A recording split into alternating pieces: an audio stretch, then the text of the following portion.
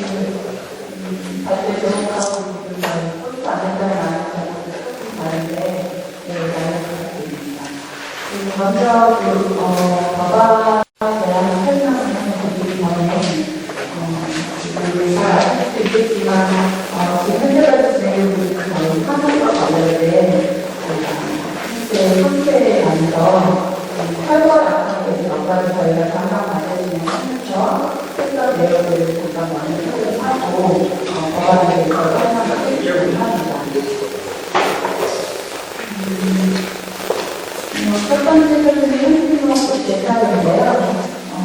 그래서 저희 동성구에서 94년, 99년에 부처를 거쳐서 서울시에 현실적 국회에 어떤 가치를 판단해서 서울시에 문화재 지정 요청을 했었고요. 서울시에서 이거를 적극적으로 판단해서 문화재 지정 요청을 했었는데 두 번 다 거부를 받고 그러다 나중에 문화 제도가 도입되면서 한 번 더 등록 신청을 사회 오전에 그거를 저희가 그리스를 지정했는데 여기 이제 해제가 된다는 소문이 좀 있었던 것 같아요. 그래서 소유자적으로 이제 그런 개발을 생각을 하고 그리스의 소유를 하는 사회입니다. 현재는 프로젝트 그런 정도로 이루어지지 않아서 그런데 하나님께서 보시는 그런 낮은 지로 방치되어 있는 그런 사회입니다. 두 번째는 도로관리 오신하는데요. 아시는 분은 아시는 굉장히 큰 규모의 우리가 유명한 요정을 유지하던 항목입니다. 이 경우는 조금 굉장히 특별한 예일 것 같은데요. 건축을 처음에 깔고 신고 접수가 됐는데 관광자분들은 그냥 방치를 하고 있었는데 정말 구청장님이 굉장히 자주 가시는 듯한 게 하나라서 저희 철거된다는 얘기를 소문을 들으시고 행정조치를 입장하면서 진행을 하는데 이 사회에 해당되는 아시다시피 중용구에서는 다른 데랑 다르게 오래된 목표 건축물에 대해서 별도의 행정 프로그램을 운영하고 있는데요. 일정 기간 지난 목표 가옥 경우에 철거가 되면 기관에서 문화재 관리과로 이관을 시킵니다. 그래서 그 건물을 그대로 철거를 모으는 확인하다가 그렇게 그쪽이 진행되는데 그래서 전문가 행정처를 검토하고 필요한 경우에 이제 전문가분들을 현장 조사를 진행을 해서 담원 적으로 의견을 받아서 조치를 취하는 그런 프로젝트를 취하고 있는데요. 이 경우는 의견을 해결은 되진 않지만 그런 경우를 진행해서 몇 개 이제 좋은 항목들을 보존하거나 기록하거나 이렇게 처리하고 있습니다. 이 경우는 그래서 인간 철거를 들어왔을 때 철거를 현장적으로 고려를 시켰고요. 그 와중에 재개발 계획을 진행을 하면서 재개발 계획 진행을 하면서 그 조직위원회에서 교육을 해서 지금 현재 이축을 통한 보존을 하고 용적률을 높이고 모델하는 대신에 예측 비용을 사업자에게 부담을 시켜서 보존을 하게 됩니다. 세 번째는 연기인가들인데요. 많이 유명해서 잘 아시겠지만 저희가 이 열실 약간 사례 조사를 하는데 오래된 자료들이 많아서 신문 자료도 많이 참고로 분석을 했습니다. 그러다 보니 상당히 많은 수의 사례가 화재로 인해서 좋은 사람들이 열실된 양상을 살펴볼 수 있었는데요. 대표적인 사례가 될 것 같고요. 여기까지는 이제 10시의 양상 화재 표시를 들어가지만 다른 쪽에서 좀 얘기를 찾아보자면 여기까지는 일반 사업가가 매수를 하면서 이사동이라는 그런 역사지구에 대규모 어울리지 않는 건물이 들어설 거를 예상해서 일단 서울시에 전체 공원 시장이 있고요. 공원 시장이 이사동 전체 지역을 2년 동안 주 허가 금지 그래서 그 2년 동안 실수행위를 일어날 수 없기 때문에 실정을 바라봐서 민간 기업이 이거를 좀 살펴보고 만약에 또 소유권을 사회를 유지하는 사무실에서 이거를 매입을 하게 됐어요. 그래서 그때 이제 그 와중에 물론 시민단체에서 전문가들의 기업을 했었고 현지에서 매입을 해서 현지가 매입을 해서 영리까지는 잘 활용을 했는데도 수지는 2년 동안 지금 갖고 있었는데 신사위에 있는 연계자들이 화재가 나서 손실이 되고 그 현재 같은 현지의 매입을 가지고 있는 상황입니다. 이것도 많이 아시겠지만 이제 저희 우리나라에서는 많이 활성화되지 않았지만 꾸준히 지속적으로 지속성을 갖고 활동하고 있는 트러스트에 의한 하는 부분은 사례를 대표적이라고 할 수 있는데요. 내셔널 트러스트에서 돈을 모아서 직접 매입을 해서 갖고 있는 실도 대상이 있고요. 굉장히 실력이 있지만 우리나라에서 좀 이런 움직임을 살펴보고 필요하지 않을까 다음 공주 아홉 설명드리는데요. 이 사례가 아마도 지금 우리나라의 지방 정부와 지방의 살고 흘러 살펴보기 때문에 반면은 잘 노력을 살려고 할 수 있는데요. 이 경우는 개인, 소유자 개인분의 사정에 대해서 이제 한국 나오나선이나 들어보니까 일시기간이 많이 듭니다. 제가 감당이 안 되니까 시에 유지 보수에 지원을 해달라는 요청을 했는데 이게 공주제를 어쩔 수 없다 보니까 그 부분은 도와주지 못했고 그 와중에 이제 사실 지역 주민분들께서 한평사나 관계자분들 이런 분들이 이 한옥이 문화재만큼 아니지만 굉장히 좋은 한옥이고 우리 지역에 계속 이렇으면 있으면 좋을 대상이다 이렇게 생각을 해서 환영운동을 직접 하겠어요. 그렇게 해서 5년을 불구하고 도시적 문화재에서 지적이 안 되면서 유지관리를 지원할 수 있는 어떤 제도적인 그런 것들이 예상이 되어버리면서 지금 현재는 그 주인분이 하실 수 있는 그 안채 부분만 만들어놓고 남아있는 활동을 하겠습니다. 다음은 상징구역을 소개해드리고요. 이런 상징구역 자체가 대결하게 되면서 어떤 건 아실 텐데 이거는 앞에 사례들하고 조금 다르게 살펴볼 수 있습니다. 이 상징구역, 서민여가인데 대결을 들어있는데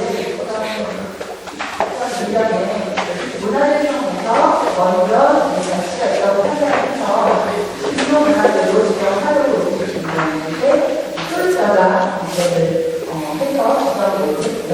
나중에 대결하게 진행되면서 선거가 되는데 사실 이런 경우가 아마 좀 더 많은 케이스라고 할 수 있을 것 같습니다. 아직까지 문화재 지정되는 거에 있어서 규제가 있다고 판단이 되는 그런 사례가 있습니다. 다음은 그 공천 상구역에 이것도 많이 수선 관련해서 앞에서 사례로 알고 있는데요. 이 역시도 대규모 대회가 사업에서 많이 어려지고 있는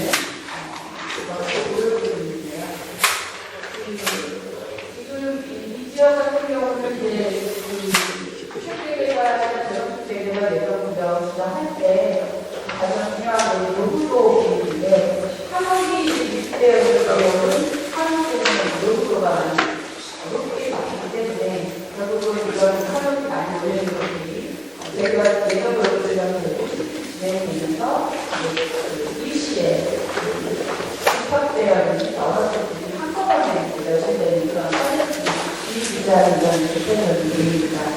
다행히도 잘 알겠지만 튜터에 서울시 때문에 여기를 이제 19세의 한국 학생들이 반대에 내가 우리는 이것을 살겠다. 그래서 이제 행정소송까지 진행된 사례고요. 그래서 그 부분이 따지게 되면서 이제 아까 말씀드린 재개발구역 지정 요건에서 노동법이 이제 맞지 않게 되면서 구역 지정이 이제 해소가 됩니다. 해제가 됩니다. 그래서 이제 저희가 졸업할 때 2010년 당시까지는 이제 이기셔서 재개발 구역 지정이 해제가 돼서 멈춘 상태인데 또 나머지 분들은 저기 그 재개발하기를 원하셔서 다시 재소송이 들어가 있는 경우고요. 사실 저분이 활동도 많이 하시고 있으시고 그래서 주민분들도 사실로 되게 많은 노력을 하시기 굉장히 필요한 케이스인데 왜 일반인들이 뭐 행정소송까지 하면서 재개발로 해결하기가 쉬운 일이 아닙니다. 그리고 그럼에도 불구하고 보도도 굉장히 많이 하고 주목도 많이 하지만 여전히 해결하지 않는 그런 상태고요. 서울시에서 재개발 예정적 노후지역 포함했을 때 그 포함 비율에 한번 제외하자 이런 얘기들이 계속 나오고 있지만 아직까지는 잘 안 되는 상황입니다. 마지막으로 이런 좋은 사례가 좀 소개를 시켜드리는 데서 보았는데요. 지금 마포구에 이것도 이제 재개발 들어가면 아파트 단지 조성을 하는데 굳이 안에 한옥이 있었는데 이 한옥이 같이 있다고 표현을 해서 보도를 하는데 진행하시는 장관 공무원분이 저 한옥에 연락을 주시고 또 저는 여기 살게 계시고요.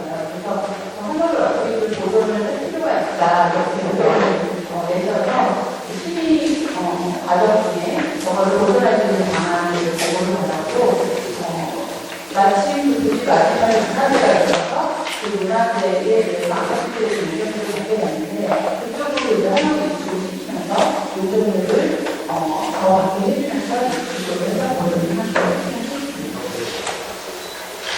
지금 보시는 것처럼 사실 아직까지 그 유동문화재 구조가 있지만 그 연합기관이 안 되거나 같이 있는 것들이 문화재 시험과 거꾸로 전환되거나 거꾸로 수요자가 관계를 해서 그것을 활성화되지 않은 상태고요. 지금 지자체가 한국이랑 또 군대법령에 관련해서 많은 주제들이 운영되고 있는데 이거를 지속적으로 각자 문헌법이 준비한 것입니다. 저희가 지금 한국 군대와 진행에 관한 법률은 최소한 그 지금 진행되고 있는데 상립문헌법을 가지고 확인하는 중인데 모두 법령하는 규제라고 많이 생각을 하는데 그것이 아니라 규제가 아닌 지원법입니다. 진행을 시키기 위해서 뭔가를 지원해 주기 위한 그런 법으로 방향을 갖고 만들고 있습니다. 다음 투자자에 대해서 설명드리려고 하는데요.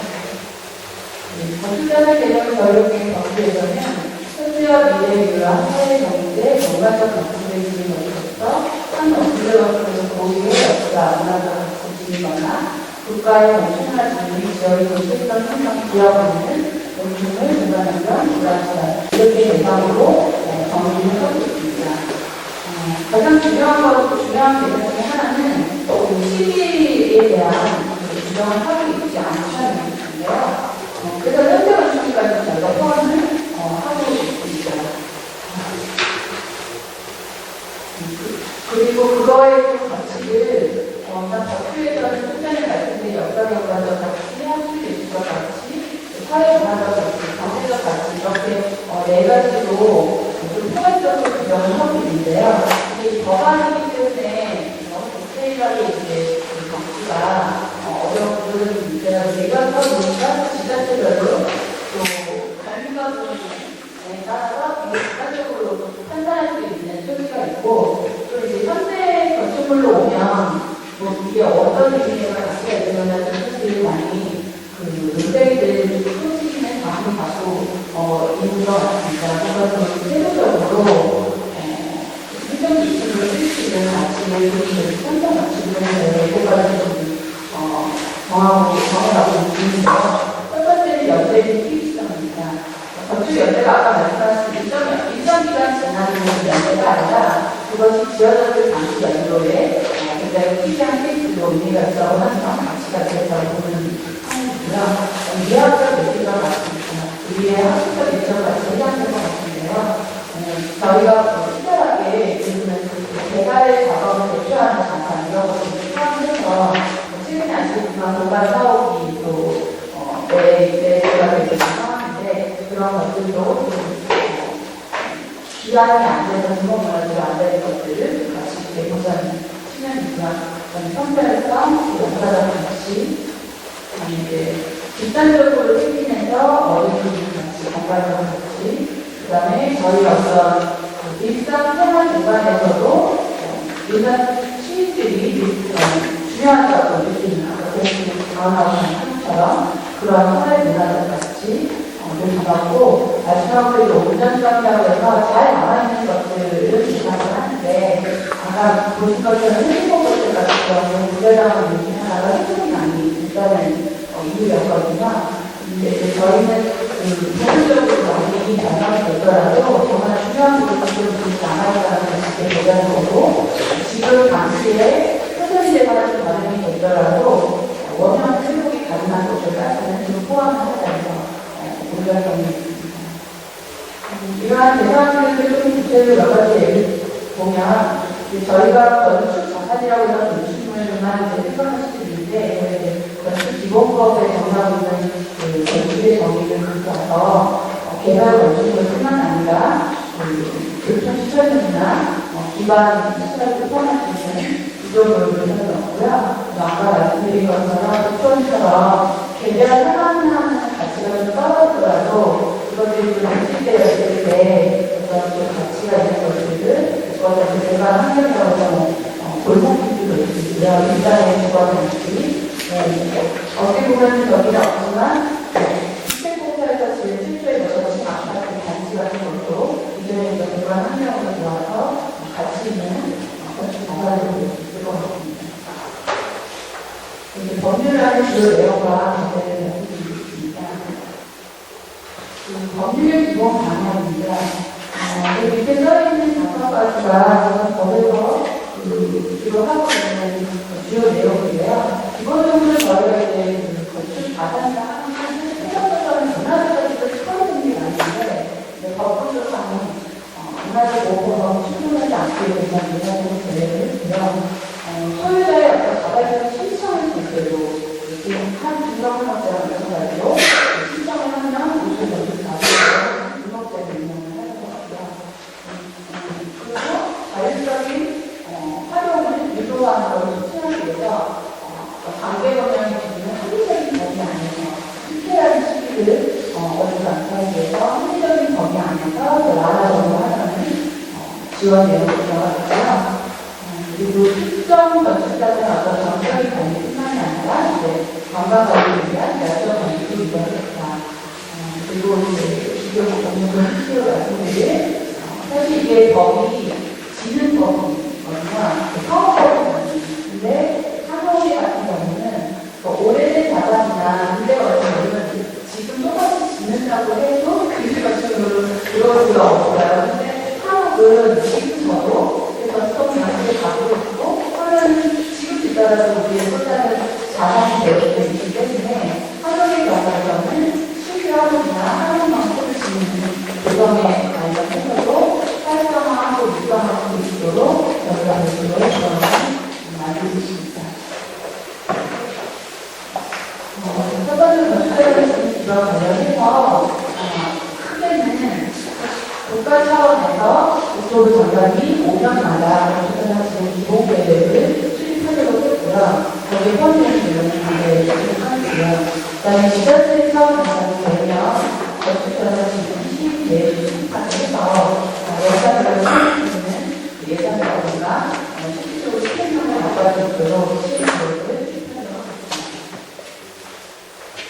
두 번째는 이제 하나는 이것보다 투자자는 도대체 어디와 얼마나 어떤 것들이 나가는지 저희가 기초 데이터베이스를 많이 약하기 때문에 기초 조사를 하고 이걸 공부로 제공하는 내용은 자료를 만들 수 있도록 이렇게 해서 근거를 마련했습니다. 그리고 우수건 자산의 등록과 관리인데 아까 말씀드린 것처럼 등록문화재는 시도지사나 문화재 청장 이런 분들 그리고 시민단체에서도 추천을 할 수 있게 되어 있습니다.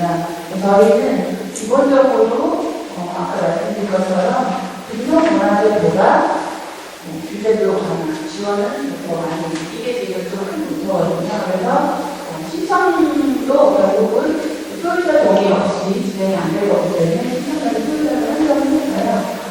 지자체 장이 특정한 정상이나 지정하는 우수 매출자산 등록이 있어서 우수 매출자산을 일단 등록을 해주면 개보수를 하거나 이럴 때 소유비용을 지원하고 조세 감면하고 그다음에 거주법들 중에 승리를 등록을 할 수 있는 이런 지원을 만들어줍니다.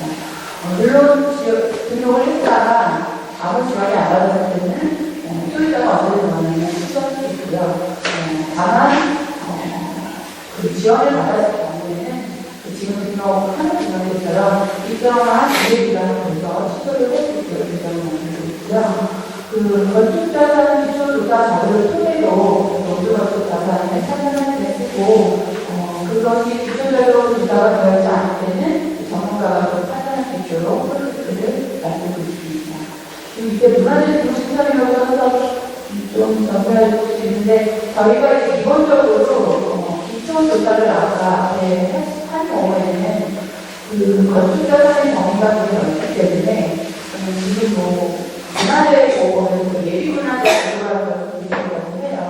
그래서 저희가 많이 이제 논의를 했었는데 그 범위가 사실은 중복되기도 하고 기초조사를 한 결과는 국토부와 문화재청과 문제에서 공유를 하는 것이 국가적인 차원에서는 자원을 절약하고 그럴 수 있어서 저희가 건축자산 기초조사 결과를 국토부 장관과 문화재청에 같이 보고하도록 해서 발표는 어떻게 시작하는 거니까요.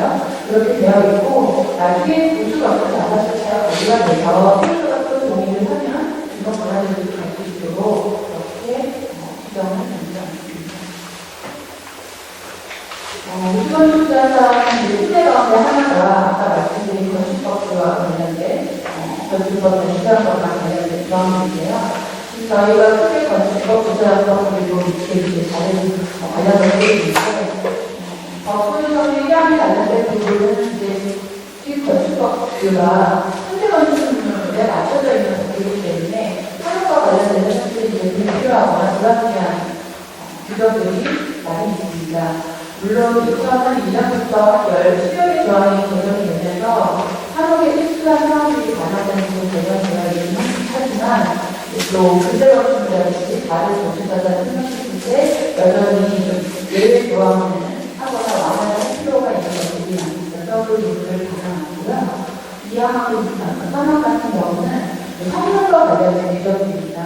근데 성능과 관련된 걸 사실 제일 중요한 게 안전, 피난 이런 것들이어서 이 부분은 자산이 더 중요하면 사는 그 안전을 중요한 생각했을 때는 사실은 안전이 더 중요하다는 생각입니다. 그래서 그 부분들은 무조건 완화할 것이 아니라 그 요구하는 성능은 대체 가능한 것을 제시했을 경우에 완화할 수 있도록 조건을 만들고 된다는 다음 건축자산 지능구역인데요. 건축자산 지능구역 이제 말씀드린 것처럼 많은 건축자산이 많이 위치되어 있는 지역을 대상으로 해서 지금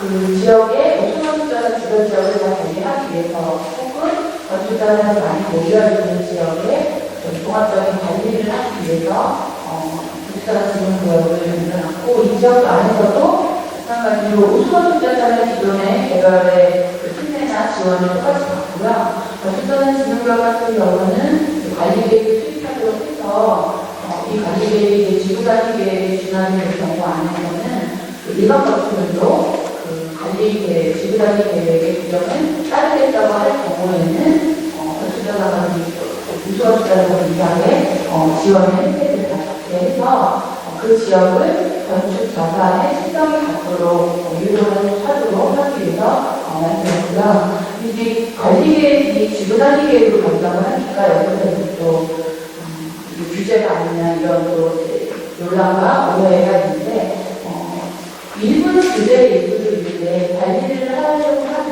아무래도 그 지역의 특성 반영을 하려다 보면은, 춘수나 수선의 이런 것들이 규제상으로 올 수 있는데, 그 안에서조차도 그 일반 건설 같은 경우에는 선택을 하게 할 수 있어서, 그거를 안 따르게 되면 혜택을 안 받으면 일반 건설법으로 따르면 됩니다. 네, 그렇게 운영하도록 저는 드리겠습니다. 그래서 지금 좀 전에 말씀드린 특례 조항들을 지구 자기계획이 실제 경우에 하면서 우리가 지원 내용들을 드리겠습니다. 다음 이제 산업과 관련된 부분인데요.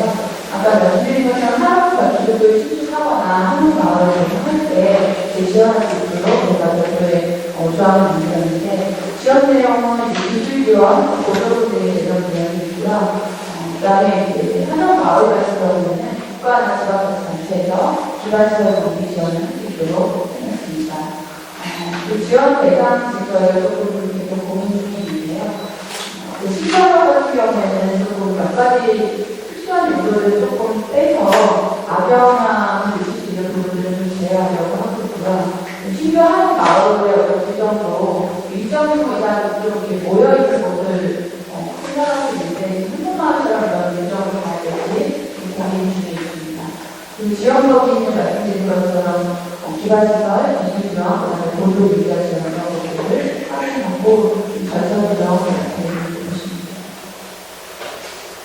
그리고 우선센터 저희 있는데 전반적인 연구 지원, 정책, 홍보 이런 것들을 막기 위해서 중심 역할을 할 수 있는 새로운 기관 설치라는 걸 보여드립니다.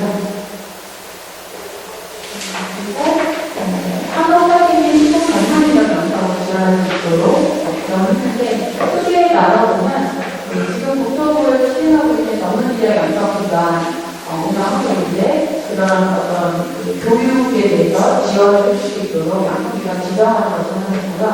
지금 민간에서 한국학교 다양하게 운영하고 계시는데 잘하고 있는 데도 계시고 수준이 여러 편차가 있는데 이게 일반 교과서에 의한 교과과정에 의해서 진행되는 것이 아니기 때문에 일반인들이 교육을 받고자 할 때 어디가 제대로 있고 어디가 좀 더 체계적으로 될 수 있는지 이런 것들을 인증을 해서 우수한 인력을 배출하게 하기 위해서 우수기관 인증 두 가지를 지금 하고 있는 있습니다.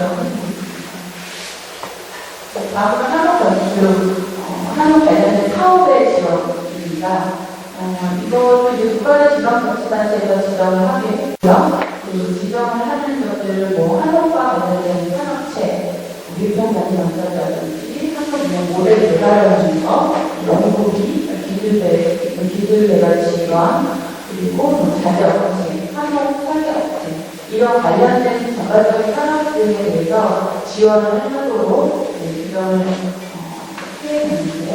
이 부분은 뒤에 좀 더 말씀드리겠지만, 산업이라고 하는 것이 저희가 이제 산업뿐만 아니라 건축 산업들이 이게 많이 아직 유명히가 안 된 상태여서 이 부분은 일단 지원 지금 사실 지능법의 핵심은 산업의 분석인데 이 부분에 대해서 좀 더 명확한 그 범주나 지원 기준, 지원 대상에 대해서 좀 더 명확한 정보가 요구되는 상황입니다.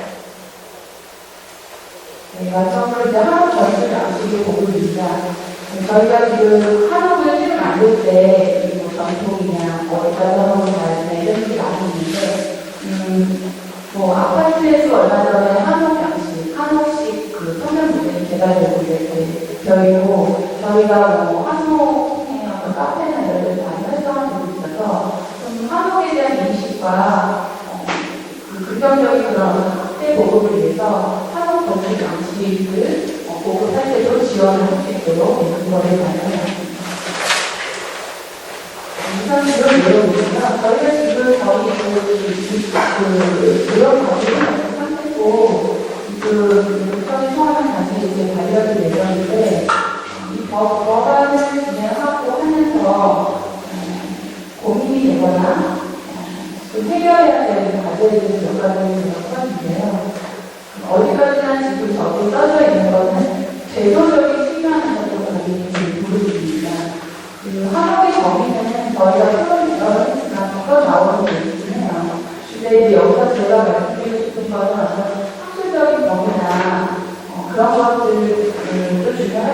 그런 것보다는 어떤 거는 저희가 지금 이 법에서는 결국은 한국의 대상으로 지원을 해주는 그거를 마련하고 있는데 지원 대상으로서 한국이랑 지금 건축법에서 정의하고 있는 한국이랑 약간 어폐가 있다는 거죠. 저희가 해주시는 한국이 건축법에 맞는 것만 지원을 한다고 하면 굉장히 제한적이거든요.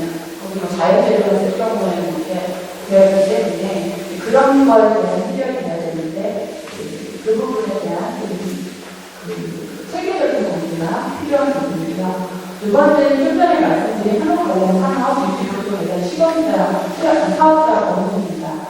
이것도 마찬가지로 지금 저 카페에 있는 것은 저희 법규에서는 한국 표준수납 체계에 의한 나와 있는 업종으로 이렇게 검증이 되어 있는데 이게 이제 법률적으로 뭔가 대상을 명확하게 하려다 보니 이제 업체 등록이 뭐 하나와 관련된 업종이 따로 정해져 있지도 않고 또 건축사계나 산업 관련된 산업체들이 아시겠지만 하나만 하는 데는 없거든요. 근데 어느 업종까지 해야 되냐.